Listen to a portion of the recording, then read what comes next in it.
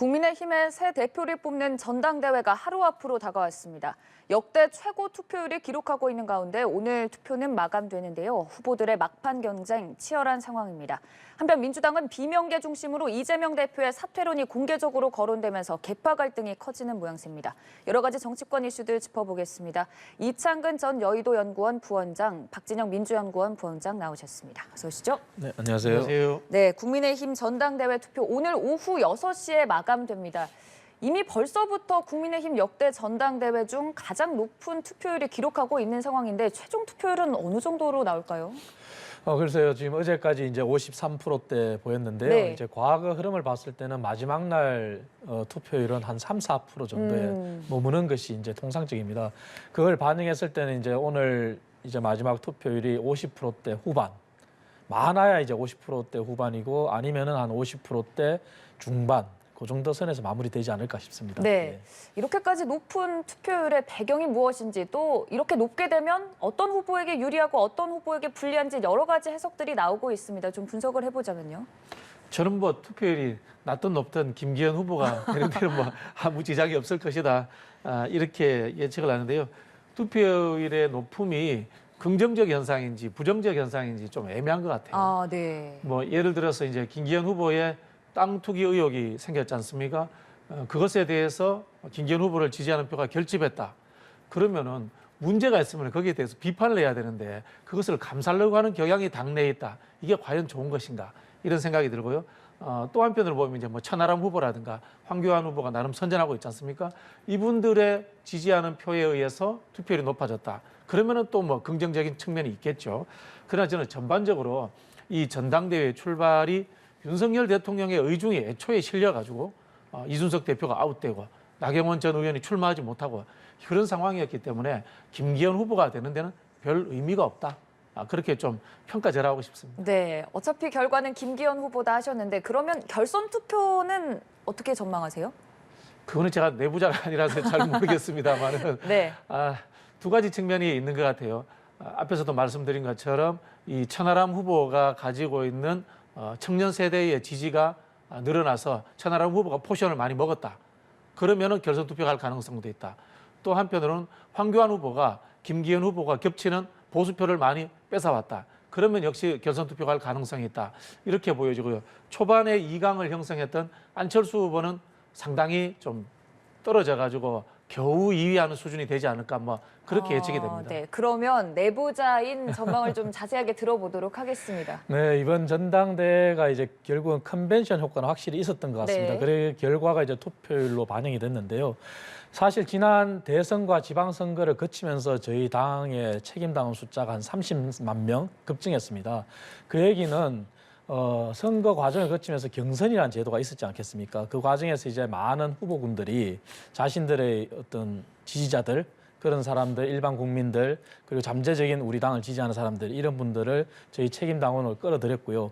그분들이 이제 숫자가 는 만큼 투표율이 늘었을 텐데 실제 그분들의 이면을 보면은 수도권에서 약 5.4% 늘었고 20, 30대에서 약 7% 늘었어요.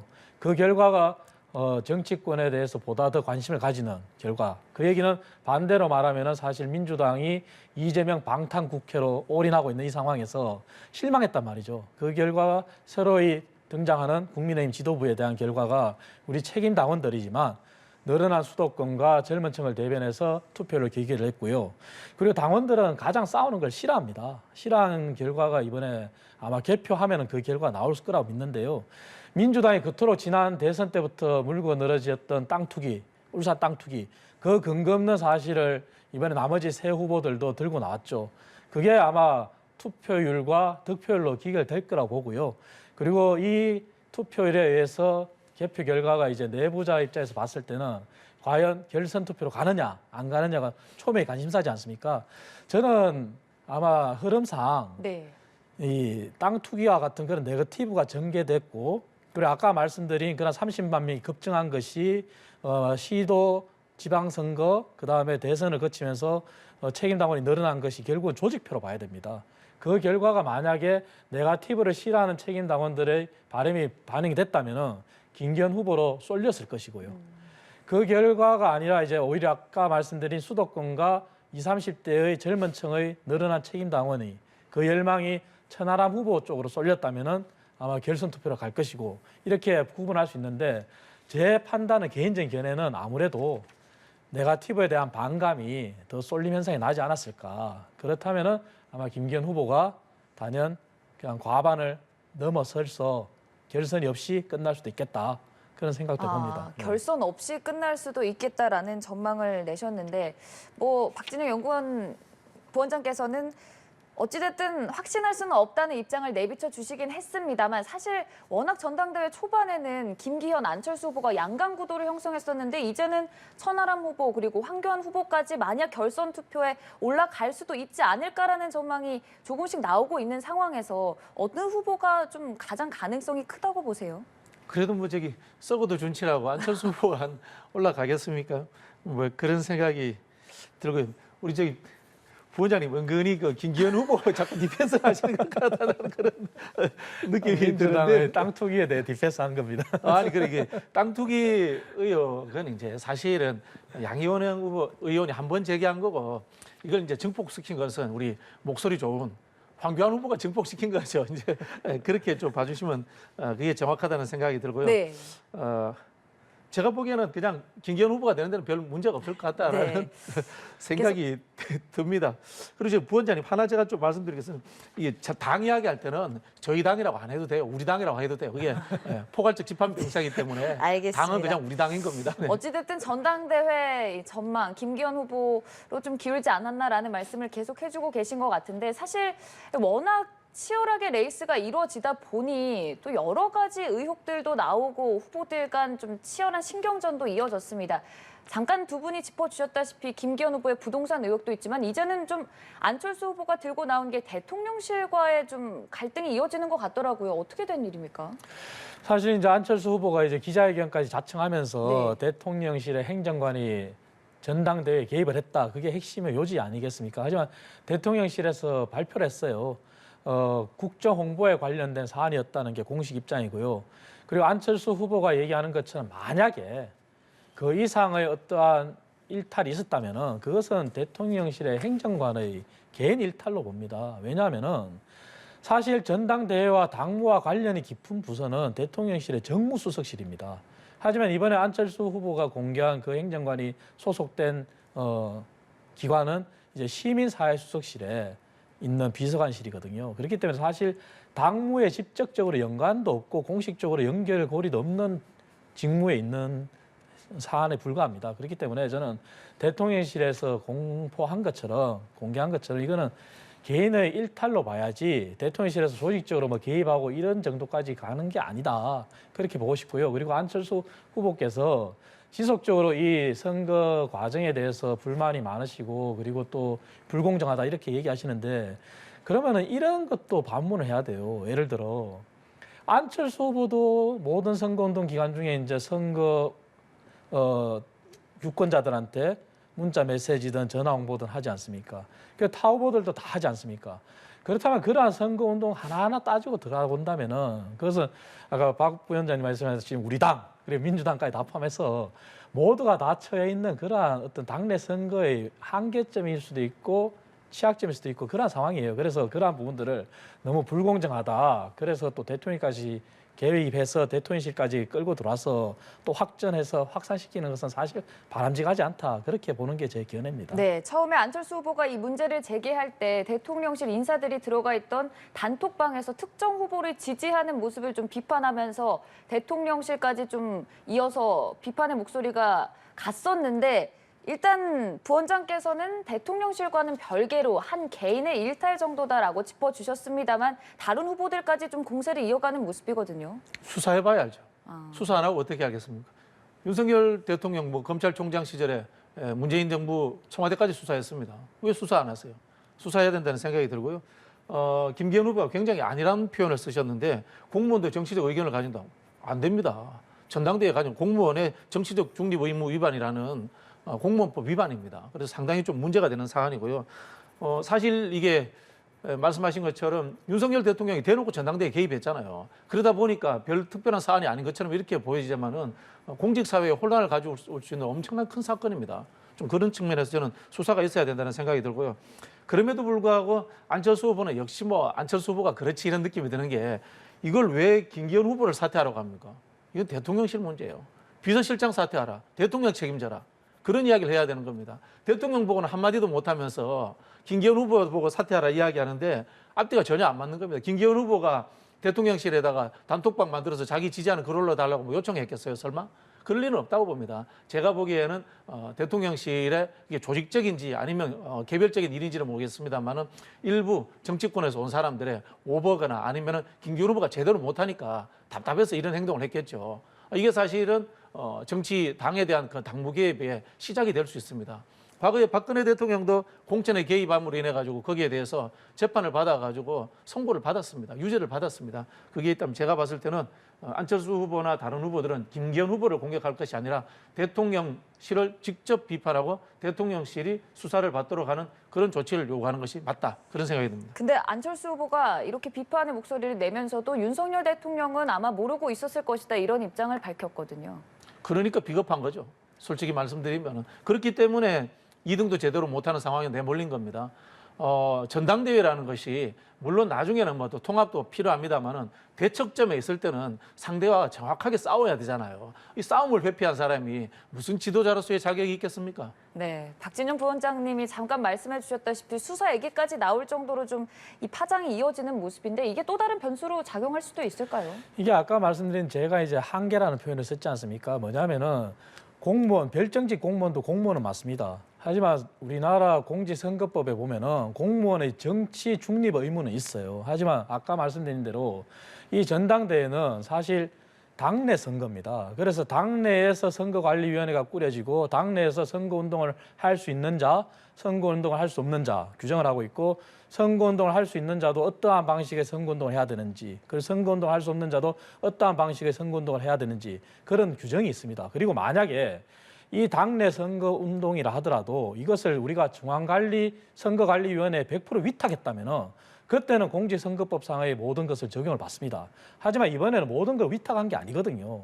그렇기 때문에 아까 제가 한계란 말씀을 드린 거고 그래서 아까 문자 메시지든 전화 홍보든 본인들도 다 하고 있는 부분들도 따지고 본다면은 당내의 루트에서 보는 시각과 공직선거법에서 보는 시각을 보면은 또 다를 수가 있다는 거죠. 그래서 아까 그런 예를 든 거고 그래서 이 부분을 지나치게 수사 이런까지 간다면은 공직선거법 위반이 아니냐 가야 되는데 다시 말씀드리지만 공직선거법에 적용받는 그러한 선거 테두리보다는 당내 규정에 의한 선거 테두리라는 걸 말씀드리고 싶고 그래서 만약에 먼저 수사 의뢰를 한다면은 또 수사라는 게 의뢰를 하면은 고소자가 있으면 피의 고소인도 있겠고 그래서 수사를 해야 되는 건 당연하겠죠. 하지만 그런 상황까지 갈 사안이냐 하는 게 제 시각입니다. 네. 근데 이게 제가 알기로 부원장님 청와대 근무하신 적 있지 않습니까? 예, 이 부분을 좀 정확하게 하셔야 돼요. 그게 왜냐면요. 청와대라든가 정부 부처에 근무하면은 당을 탈당하고 갑니다.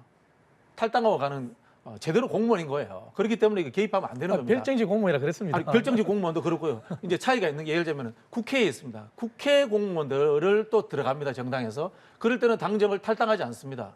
국회의원 보좌관도 공무원인데 당적을 탈당하지 않습니다. 이런 경우에는 전당대회에 뛰어도 됩니다. 그러나 이제 정확하게 국가공무원법 상에 당적을 가지지 못한 공무원들은 정당 여기 선거에 개입을 하면 엄연하게 국가공무원법 위반이 되는 것이 정확한 사실입니다.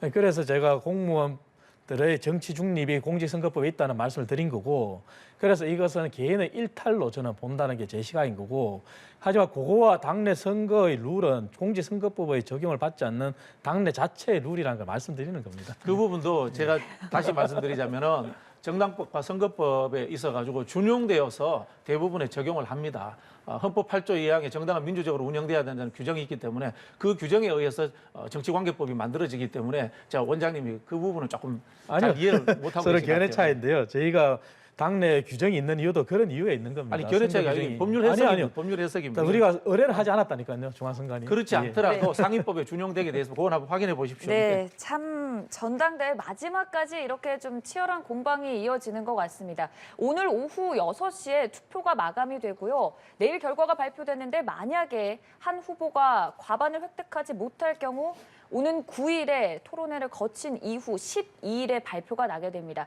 과연 내일 발표가 날지 12일에 발표가 날지 어느 정도 가닥은 계속 잡히는 모양새입니다만 그 그 결과 발표가 언제 날지는 확신하지 못하는 상황인데요. 그러다 보니 후보들의 행보에도 조금 차이가 있습니다.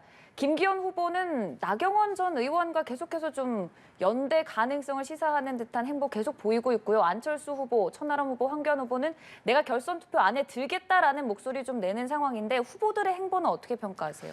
나경원 후보하고 연대 의사가 아니고 연대하겠다는 거죠. 네. 연대하겠다는 거죠. 근데 친윤이 나경원 후보를 집단 린치했지 않습니까? 집단 린치해서 출마를 못하게 해놓고 그다음에 이제 가해자가 피해자를 찾아가가지고 우리 연대하자 그런 상황인데 참 씁쓸합니다. 씁쓸하다는 생각이 드는 게 이게 나경원 전 의원 입장에서 자기 공천 달라는 소리잖아요. 어떻게 보면 뉘앙스가. 그러다 보니까 참 우리 속된 표현으로 배알도 없다. 그런 느낌이 드는데 참 정당 정치가 민주화되지 않았기 때문에 일어나는 현상이에요. 당대표가 공천권을 행사한다는 우리 생각을 하잖아요. 사실은 공천권은 당원들이 행사해야죠. 당원들이 만들어진 것이 정당이지 않습니까? 우리 국민들이 만든 것이 국가지 않습니까?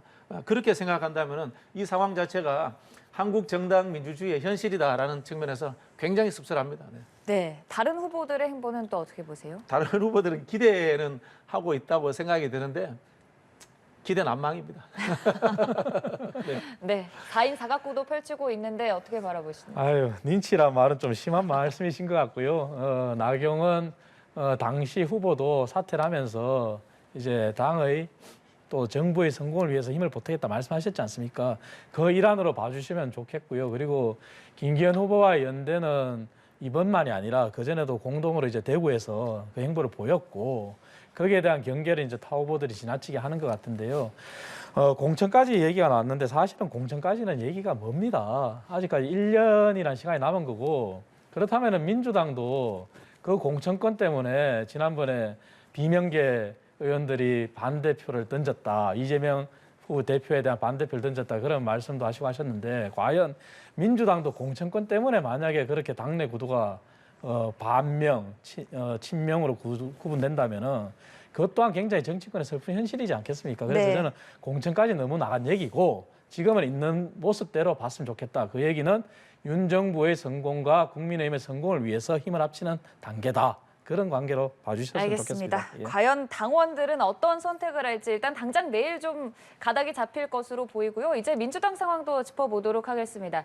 이재명 대표의 체포동의안 부결, 이를 둘러싼 파장이 아직까지도 좀 이어지고 있습니다. 일단 민주당 내 분위기가 어떤지 좀 여쭤볼까요?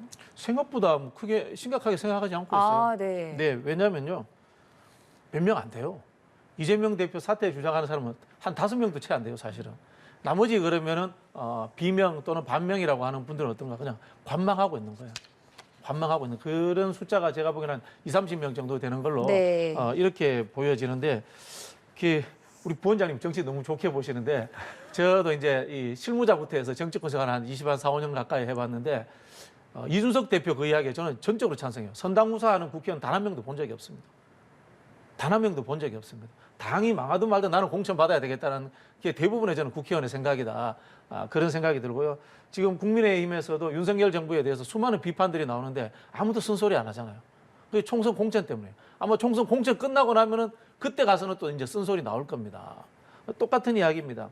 이번에 그 체포동의안 관련해가지고 이재명 대표 또는 이제 그 박홍근 원내대표 등 지도부가 제가 알기로는 120-30명의 의원들을 거의 다 만났어요.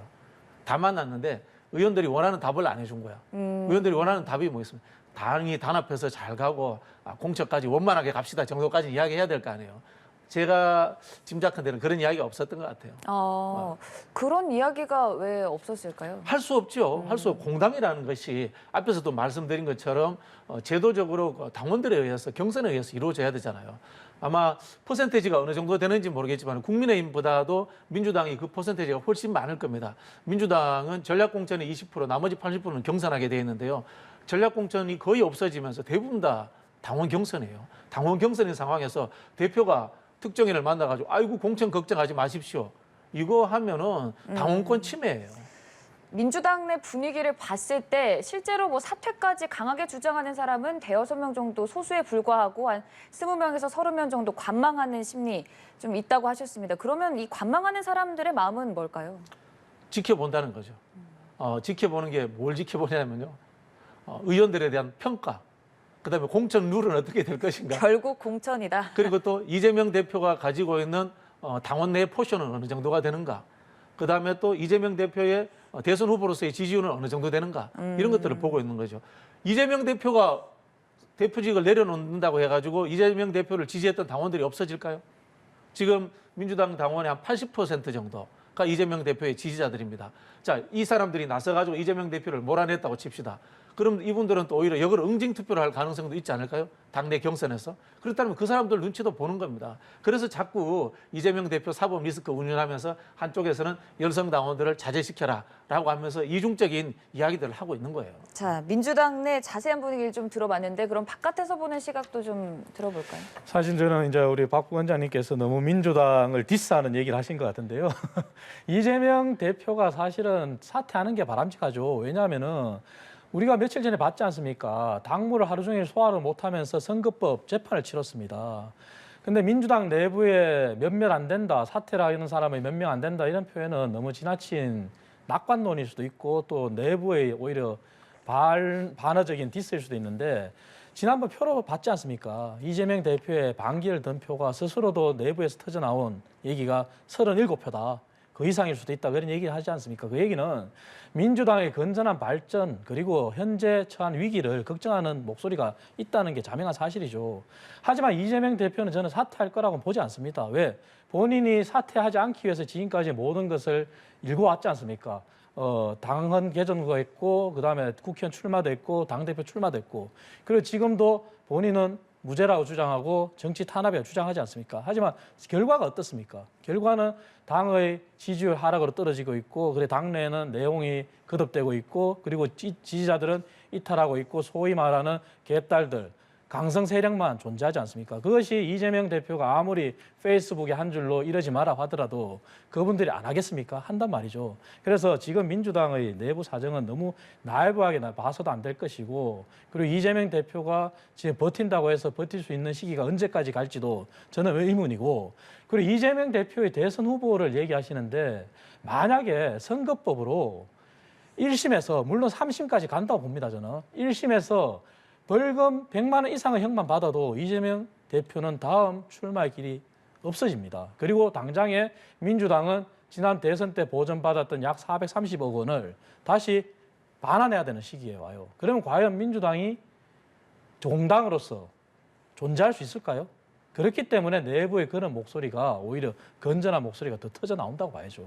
그렇다면 그 맥락에서 오늘 또 이른바 비명계 모임이라고 불리는 민주당의 길 의원들이 만찬 회동하거든요. 이런 얘기들이 좀 오고 갈까요? 저는 당연히 오고 간다고 보고 앞으로 이제 이재명 대표의 선거법 재판 말고 남은 수사들이 지금 많지 않습니까? 그리고 지금 그토록 본인은 거부하려고 하더라도 또 메신저라고 할 수 있는 정성호 의원을 보내서 이화영 전 부지사의 입을 닫기 위해서 이화영 부지사가 쌍방울 대구 송금에 관해서 침묵하더라도 지금 속속들이 증거가 나오지 않습니까? 벌써 전화 통화를 하는 걸 봤다고 하는 증인들이 또 새로 나왔고 그리고 이화영 부지사가 송금을 몰랐을 리가 없다는 사실도 나왔고 그러면은 과연 이재명 대표도 당시 지사 시절에 그 일을 몰랐을까 하는 합리적 의심이 가는 거죠.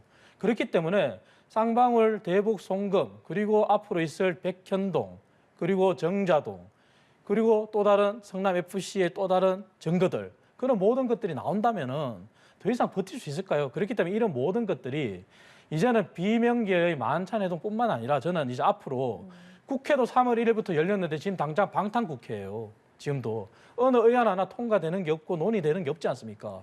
그리고 저희가 노동개혁이라고 해서 내놨지만 당장에 건전한 논의를 하자는 게 아니라 벌써부터 민주당 어떻게 합니까? 이것은 노동 탄압이라 그러고 통과 안 하겠다고 얘기하지 않습니까? 통과를 전제로 하는 게 아니라 서로 머리를 맞대고 이해를 구하고 의견을 나누는 그러한 기회조차 안 열겠다는 게 민주당이지 않습니까? 그렇기 때문에 공개적으로 이제는 더더욱 비명계의 목소리, 합리적인 목소리가 저는 국회 내에서도 터져 나올 수 있다고 봐요. 이런 우려의 목소리가 있다 보니 이 대표의 거취를 둘러싼 전망도 좀 계속 나오는 것 같은데 이 대표가 스스로 뭔가 움직임을 보일 가능성은 없습니까? 그렇게 해야 될 이유가 없어요. 국민의힘이 더 좋아하잖아요, 그러면. 국민의힘 전당대회 보면 무슨 이야기 하는지 압니까? 민주당이 싫어하는 후보 이렇게 이야기합니다. 민주당이 비판했기 때문에 우린 반대로 가야 된다 이런 이야기하거든요. 이게 여야라는 게 적대적 공생관계에 있다는 게 사실인 겁니다. 그런 부분에서 이재명 대표가 없어지기를 바라는 거죠. 이재명 대표가 없어진다면은 지난 대선 때 윤석열 대통령과 대립각에서 만들어졌던 전선축이 무너집니다. 지지층들이 와야 됩니다. 열성 당원들이 다 빠져나가 버립니다. 그걸 누가 원하겠어요? 앞서 말씀하셨습니다만은 지금 저희는 이 윤석열 정부 검찰 독재에 의한 기획된 수사라는 그런 생각을 갖고 있기 때문에 이걸 받아들일 수 없는 거예요. 이재명 대표 보고 왜 김문기 모르냐 그러잖아요. 윤석열 대통령 왜 김만배 모른다고 해요. 똑같은 적용되는데 한 사람은 지금 그걸 가지고 기소가 되어 있고 그 기소된 상황에서 유죄가 나오면은 정당에 벌금을 400억을 때려가지고 정당에 와야 되는 상황을 만들고 이게 제대로 된 나라예요. 그런 판단을 갖고 있기 때문에 싸워야 되겠다는 생각을 하는 거고요. 자꾸 민주당의 비주류가 대단한 것처럼 이야기하는데요. 169명 중에 20%밖에 안 됩니다. 당내 숫자로 보면은 80%가 지지합니다. 우리는 국민의힘이 자기들 숫자를 보태가지고 우리가 더 다수라고 하는 것에 대해서 동의하지 않습니다. 민주당 내의 숫자의 다수에 동의해서 우리 당내의 민주주의를 끌고 가고 있는 겁니다. 그리고 제가 또 말씀드리지만 국회의원들은 원내대표 사퇴하라 이야기하는 건 좋은데요. 당대표는 당원들이 뽑은 대표입니다. 국민들이 뽑은 대통령을 국회의원들이 사퇴하라고 한다고 해서 대통령이 사퇴합니까? 민주당이 늘 윤석열 대통령 퇴진하라 사퇴하라 그럽니다. 윤석열 대통령 사퇴 안 하잖아. 왜? 나는 국민이 뽑았기 때문에. 똑같은 겁니다. 네. 우리는 민주당 내에 민주주의가 존재하는 거고요. 그것을 가지고 갈등도 있습니다만은 조정해 가는 겁니다. 네. 이 대표의 사퇴에 대해서는 좀 선을 그어주셨습니다만 잠깐 민주당 내 비명계는 20% 정도에 불과하다고 하셨는데 이 20%를 향한 이른바 이재명 대표 지지 세력들의 공세가 좀 거세지는 것 같거든요. 이거에 대한 분위기는 어떻습니까? 윤석열 대통령에 대한 민주시민들의 공세가 거세지고 있습니다. 대한민국 안에서. 똑같은 겁니다. 정당이라는 게 하나의 작은 국가입니다. 작은 국가인데 그중에서 국민들이 거기에 대해서 마음에 안 드는 정치인한테 비판하고 욕할 수 있는 겁니다. 그건 당연한 거고요. 예를 들어 볼게요. 지금 일제강점기라고 칩시다. 우리 당원들이 강력하게 윤석열 정부와 싸운다. 이 애국자들인 겁니다. 근데 그 애국자들을 보고 강성이 어떻다면 이렇게 비판하면 그게 되겠습니까? 강성 국민이 있습니까? 일제강점기 때 제가 3.1절이 얼마 지나지 않았으니까 그런 이야기 했는데 민족 개량주의자라고 하는 사람들이 김구 선생이나 김봉봉 선생 보고 테러리스트라고 비판했어요. 그런 똑같은 행동을 하고 있는 겁니다. 당은 당내의 민주주의, 당으로서의 국가적 형태가 존재하고 있는 겁니다. 네. 체포동의안 가결의 표를 던진 의원이 누구냐 좀 이를 색출하는 과정에서 공세가 커지고 있는 모양새인데 어떻게 바라보시는지 한번 들어볼까요? 사실 민주당의 강성 세력이 지금 현재 윤석열 대통령에 대한 싸움이 아니라 민주당 내부의 민주주의의 다양성을 훼손하는 내부의 이 비명계 색출과 같은 수박이라는 표현을 쓰면서 내부의 싸움이니까 더 문제인 거죠. 그 얘기는 민주당이 그렇게 주장하는 민주주의라는 게 다양성이 기본이 돼야 되는데 그것을 말살하는 거죠. 그리고 아까 자꾸 이제 이재명 대표를 얘기하면 민주당이 항상 끄집어내는 게 단골 메뉴가 윤석열 대통령과 김건희 여사입니다. 하지만 저는 동등 비교가 될 수 없다고 생각하는 게요. 이재명 대표의 경우에는 고 김문기 본부장을 모른다고 했는 부분을 그분의 핸드폰을 보면은 전화번호가 몇 개 버전으로 저장이 돼 있어요. 그리고 어떻게 골프를 치고 함께 여행을 하고 했는데 모른다고 하냐 이거죠. 그리고 또 백현동 개발 비리에 관해서 본인은 상관없다 그러는데 본인은 국토부의 공문도 부정했어요. 국토부의 공문은 공식적인 공문입니다. 하지만 국토부가 시켜서 한 일이라 그러는데 국토부는 그런 일이 없다 그래요. 그게 차원이 다른 겁니다. 그리고 자꾸 기획수사 그러는데 진짜 기획은 대장동의 성남시의 이익을 1,800억으로 고정시키기 위해서 약 1,800억, 처음부터 시작한 용역 보고서, 그리고 내부 보고서, 사업 검토 보고서 등등과 같은 모든 보고서에 1,800억을 맞추기 위해 진행이 된 그게 오히려 기획입니다. 그런 스토리 하에 민간의 이익은 극대화시키고 공공의 이익을 축소시킨 거죠. 그런 게 기획이라고 하는 거지. 증거가 나와 있는 상황에서 어떻게 기획 수사를 하겠습니까? 그래서 그러한 정치 공세, 검찰 공화국, 검사 독재 이러한 워딩은 증거 앞에서는 저는 사실 겸손해야 된다고 생각합니다. 제 핸드폰에 문재인 변호사, 문재인 당대표 전화번호가 적혀 있습니다. 문재인 대통령이 저를 알까요? 잘 모릅니다. 이게 현실입니다. 왜? 그분은 유명한 사람인 거고 저는 안 유명한 사람이 한번 만나면 저장해 놓는 거예요. 정확하게 말씀드릴게요. 질문을 그 당시 SBS의 주영 진행자가 뭐라고 이야기했냐면은 개인적으로 김문기 씨를 잘 알고 계십니까? 개인적으로라는 이야기를 했습니다. 공적인 부분이 아니고 그러면 개인적으로라는 것은 따로 만나서 어떤 관계가 있느냐?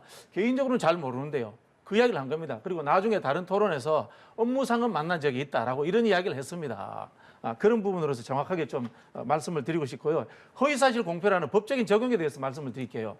경력, 학력, 업적 등 구체적 행위에 대해서 당선의 목적으로 해서 왜곡했을 때 거기에 대해서 허위사실 공표가 적용됩니다. 사람의 인지 상태, 내가 그 사람을 잘 안다, 내가 압박을 받았다고 하는 심리 상태를 가지고 허위사실 공표라고 해가지고 그걸 기소한다는 게 이게 말이 됩니까? 재판관이 재판정에서 그렇게 이야기하잖아요. 검사한테 계속 따지면서 묻지 않습니까? 이게 과연 허위사실 공표가 된다라고 생각하십니다라고 1차 재판에서 그렇게 이야기를 하고 있습니다, 지금. 1차 재판은 김문기 재판이었고요. 2차 재판은 국토부의 공문 재판인데요. 아까 허위사실 공표의 요건을 말씀하셨는데 구체적인 공적인 행위 국토부가 지시해서 했다. 하여 국토부는 아니라는 그 공문서에 대해서도 아니라고 부인하셨어요. 그러면 그 재판은 아직 시작도 안 했습니다. 그러한 사실도 100번 민주당의 주장대로 김문기에 대해서 양보를 한다 손 치더라도 그러한 공문이 존재하는 그 사실조차도 부인하는 것이 어떻게 허위사실 공표가 아니겠습니까? 네. 공문을 없다라고 한 적은 없고요. 거기에 대해서 압박의 정도를 이야기하는 겁니다. 일단 뭐 근데 부원장님 저기 김문기 사실은 양보를 하셨네. 양보를 제가 100번이라 그랬습니다. 100번 양보 손 치더라도 허위사실에 아무리 대해서 한번 생각해 보세요. 우리 상식적으로 아까 아니 개인을 잘하느냐 못하느냐 이게 법률적으로 다퉈야 될 문제입니까? 어떻게 이게? 여행을 일주일간 가면서 골프가 쳤는데 그걸 모르겠습니까? 아니 상식적으로. 이야기했잖아요. 개인적으로 잘하는 게 아니다라고. 네. 참 그 공직선거법 위반 혐의를 둘러싸고 이 대표 지난주에도 재판을 받았고요. 이제 계속 진행 중인 상황에서 오늘은 또 이재명 대표의 최측근으로 불리는 김용 부원장의 첫 재판이 시작되기도 합니다. 관련한 재판들이 계속 진행되는 상황에서의 민주당의 분위기도 그럼 계속 단일 대우를 일단 갈 수 있다라는 전망이실까요? 이 일들이 하루 이틀의 일이 아닙니다. 윤석열 대통령이 집권하고서 한 게 뭐 있습니까? 수사하라, 수사하라, 조사하라. 그리고 저기 뭐야 어디 뭐 자리 비면은 검사 출신 집어넣어라. 이것밖에 한 게 없지 않습니까? 이게 저는 이 일이 윤석열 정부 5년 동안 지속될 거라고 생각하기 때문에 담담하게 저희는 이제 검찰 독재와 싸워 나가는 거죠. 네. 앞서서 부원장님께서는 이 대표가 좀 뭐 결단을 내려야 된다라는 취지로 말씀을 하신 것 같은데 그렇다면 이런 상황에서 앞으로의 민주당 상황은 현실적으로 어떻게 흘러갈 거라고 전망을 하세요? 계속 저는 이렇게 간다고 봅니다. 왜냐하면은 결국엔. 건전한 비판 세력의 목소리를 못 내게 할 것이고 그리고 한편으로는 하지 말라고 하면서도 뒤에서는 오히려 친명, 강성 세력들 또 강성 지지층들이 더 결집하는 효과를 노릴 것이고 그것이 본인이 건재함을 보이는 길이겠죠. 그리고 윤석열 대통령이 할 일을 안 한 게 아니라 할 일을 못하게 만든 게 바로 또 이재명 대표입니다. 왜? 지속적으로 방탄국회를 열고 국민의힘이 논의하자고 하는 법들은 오히려 패스트 트랙처럼 다수결의 힘에 의해서 통과시키고 그리고 3대 개혁과 관련된 법안들은 논의조차 안 하고 그리고 경제는 어렵다고 하지만 경제를 풀어주기 위한 조세 특례 제한법이나 임시투자 세액공제 같은 그러한 법률들은 오히려 논의조차 안 하고 이러한 것들이 지금 민주당이 하는 행태입니다. 그래서 오히려 그렇다면은 정말 일을 하게 만들어 주세요. 일을 하게 만들어 주시면은 일을 잘한다는 거 보여드릴 수 있어요. 하지만 국회가 협조 안 하고 국회가 법이 통과 안 되면은 노동개혁도 물 건너가고 연금개혁도 물 건너가고 그리고 교육개혁도 물 건너갑니다. 이 모든 게 국회 법에 관련돼 있는데 국회에서는 어떻습니까? 민주당이 본인이 원하는 법만 그 법도 어떻습니까? 상황이 본인들이 집권했을 때는 정작 경제에 심각한 충격을 주기 때문에 안 했던 법들이에요. 그런데 그 법들을 오히려 윤석열 정부로 정부가 바뀌니까 이때다 싶어서 통과시키는 게 민주당 아닙니까? 그래서 윤석열 정부가 그럼 일을 하도록 길을 열어주시고 그때 가서 일이 잘못됐으면 그때 심판해도 늦지 않습니다. 예. 사실은 그 지적을 해야 되는데요. 연금 또는 교육, 노동 관련해서 입법안 국회에 와가지고 상임위별로 토론하자고 한 적이 없습니다. 제대로. 그거 이제 정확하게 좀 파악을 해보셔야 될 노동개혁 것 같고요. 발표했잖아요. 했는데 바로 정부의 바로 대통령이 민주당 반응이 어떻습니까? 정확하게 말씀드릴게요. 대통령이 근거 없는 수준에서 발표만 했지요. 아니죠. 입법안이 돼가지고 국회로 넘어온 적이 없다는 것을 제가 정확하게 말씀드리고요. 역으로 말씀드릴게요. 양곡관리법 통과됐는데 대통령이 거부권 했잖아요. 그러면 할 말 없는 겁니다. 양곡관리법 말씀드릴게요. 양곡관리법도 민주당 시절에 통과 안 시킨 법이었는데 그때는 결국 국가재정을 걱정했어요. 그리고 양곡관리법의 정확한 현실을 알아야 되는 게 농민들이 어려운 건 우리도 다 압니다. 하지만 그 국가가 의무 매수해야 되는 것들을 쿼터를 계속 늘려왔어요. 안 늘려온 게 아닙니다. 하지만 양곡관리법에 의해서 고정이 돼버리면은 국가는 의무적으로 매년 사야 돼요. 하지만 이거 국가 식량 계획하고 다른데 그럼 민주당이 집권할 때 왜 통과시키고 그걸 통과시켰단 말이죠. 그리고 노동개혁은 법안을 우리가 어제 발표하고 어제 많은 언론에서 보도를 했고 그것을 발표를 했고 국회로 이제 법안을 제출한다 그랬어요. 하지만 민주당 첫 반응은 어땠습니까? 첫 반응이 논의조차 안 하겠다는 게 첫 반응이었어요. 네. 그 말씀을 팩트로 말씀드립니다. 예. 그러니까 뭐 부원장님 이야기는 한참 전에 한 것 같은데 어제 이제 겨우 내놨네요. 아니 그렇게 말거리가 네. 우리가 늘어지는 게 아니죠. 참 여야 공방이 이어지다 보니 두 분 말씀처럼 법안 처리를 두고도 대치가 이어지는 상황인데요. 또 여야 이견을 좁히지 못하는 부분이 쌍특검인 것 같습니다. 민주당 지금 김건희 여사 그리고 대장동 50억 클럽 쌍특검 추진하려고 하는데 이거 지금 만만치 않은 것 같습니다. 뭐 정의당하고 협업 구조가 되니까 저는 웬만큼 좀 성과가 날 거다 이런 생각이 들고요. 50억 관련해서는 국민들의 그 곽상도 재판 결과에 대해서 굉장히 분노하고 있지 않습니까? 저는 뭐 진행될 수 있을 것이다 이렇게 보여집니다. 아, 진행될 수 있을 것이라고 하면 저는 뭐 저기 그 50억 클럽 특검은 국민의힘이 받지 않을 수 없을 것이다 이런 생각이 들고요. 네. 다만 이제 그 김건희 여사 특검은 국민의힘이 안 받겠죠. 대통령이 또 거부권 행사하고 그거는 이 도이치모터스 주가 조작 의혹이기 때문에 그것이 만약에 사실로 밝혀지면 윤석열 대통령 그만둬야 돼요. 그런 상황이기 때문에 저는 목숨을 걸고라도 그 막으려고 하지 않을까 그런 생각이 듭니다. 결국 대장동 50억 클럽만은 고 특검 추진에 좀 힘을 실어주셨는데 역시나 같은 생각이세요? 둘 다 번지수가 잘못된 것이요. 50억 클럽 특검 힘의 논리로 또 국회의 수의 논리로 밀어붙이면 또 통과시키겠죠. 하지만 피의자가 특검을 추천한다? 그 자체가 출발점이 맞습니까? 과거의 특검은 여야가 함께 논의를 해서 특검을 추천하는 겁니다. 그리고 특검을 추천해서 거기에 대해서 대통령이 결정하는 거예요. 하지만 이번 특검법은 피의자인 이재명 대표가 일방적으로 후보를 다 추천한다는 거예요. 그게 출발점이 맞냐 이걸 드리고 싶고 그리고 김건희 여사 특검을 자꾸 주장하시는데요. 말씀드렸지 않습니까? 예전에 이 프로에 나와서도 몇 번 말씀드렸지만 김건희 여사의 주가 조작은 민주당 시절에 그러면 왜 못했냐 이거죠. 한마디로 말하면. 그리고 주가 조작이라 그랬는데 그렇다면은 450여 회나 정말 대주로서 또 자금을 댄 사람이 손모 씨가 매매를 했고 그 행위에 대해서도 무죄 판결이 났어요. 왜? 통정매매로 인정을 받았어요.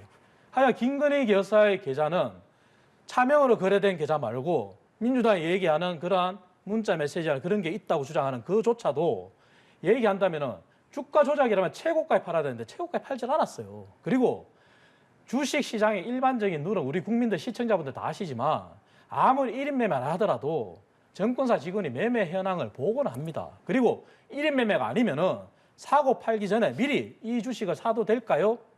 팔아도 될까요? 사전에 양해를 구하는 게 일반적인 거예요. 그런데 그런 것을 모두 부정하시고 450여 회 매매한 사람도 통정매매로 무죄가 됐는데 단지 한 차례 문자 메시지 나타났다고 해서 그것을 주가 조작이다. 과연 그것이 정상일까요? 그리고 그게 사실이었다면 왜 문재인 정부 때 그때는 윤석열 총장도 총장 시절이 아닙니다. 그때 그럼 왜 모든 것을 못했을까요? 지금 자꾸 사실을 외고 가시는데 손모 씨는 일단 수익을 못 냈습니다. 그리고 이제 통정 매매가 아니다라고 결론이 났습니다. 근데 김건희 씨 관련해서는 재판 과정에서 이 재판하고 있는 검사가 그 이야기를 했습니다. 통정 매매가 이루어졌다라고 이야기를 했고요. 그다음에 수익을 낸 것은 사실입니다. 오늘 제가 하나 바로 잡고 싶네요. 네. 팩트 정확히 다시 말씀드릴게요. 손모 씨도 통정 매매이기 때문에 무죄를 받은 겁니다. 통정 매매이기 때문에 무죄를 받은 거고요. 지금 한번 검색해 보세요. 그리고 아닐 겁니다 아마. 김건희 여사 수익을 받았다 그랬는데요. 그날 종가가 팔아라 했는 가격보다 사실 가장 많이 올란 가격이 7,900까지 올랐어요. 7,900까지. 아니 그렇게 자꾸 한번 검색해 보세요. 통정 매매 했다니까. 자꾸 네. 하면. 그러니까 이 주장하는 김건희 여사 특검 그리고 대장동 50억 클럽 중 두 분의 이견처럼 김건희 여사 관련해서는 특검 추진하기는 좀 어려운 부분이라는. 민주당은 해야죠. 네. 민주당은 할 거라고 보는데 이거는 뭐 윤석열 정부가 정권에 그 보위를 걸고 막을 겁니다. 대장동 50억도 정의당과 조금 중용을 찾긴 했습니다만 약간의 이견이 존재하는 것 같은데 이 부분은 해결할 수 있다고 보시는 거죠? 아니 그러니까 이제 금방 말씀하셨잖아요. 김건희 여사 혐의는 전혀 없다 그러고 남여당 대표 이야기는 바로 피의자라고 이야기하고 한쪽은 수사를 죽도록 하고 한쪽은 아예 서면 조사도 제대로 하지 않고 하고 이게 이제 공정합니까? 그런 말씀을 드리고 싶고요. 제가 보기에는 정의당과 같이 이루어지고 있기 때문에 이재명 대표가 특검을 추천한다? 그렇지 않은 다른 방법도 있을 겁니다. 아마 그러면 그때는 수용할 수밖에 없을 거다. 뭐 저는 그런 생각이 듭니다. 자, 이런 상황이다 보니 대장동 50억 클럽은 그럼 현실화될 거라고 역시나 같이 의견을 하시는지. 봐야죠. 지금처럼 계속 뭐 피의자의 신분인 그리고 어쨌든 재판을 받고 있는 당사자지 않습니까? 그리고 앞으로 기소가 된다면 대장동 클럽은 50억 클럽뿐만 아니라 불법 대선 자금, 불법 경선 자금 모든 게 엮여 있는 겁니다. 그럼 그 50억도 출처가 결국은 김만배지 않습니까?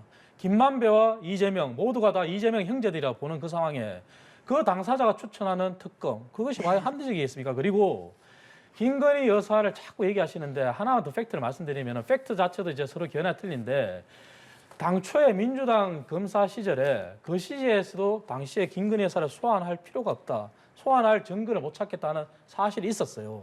그러니까 그때와 지금은 그걸 어떻게 해야 됩니까? 그때는 맞고 지금은 틀리다. 그때는 틀리고 지금은 맞습니까?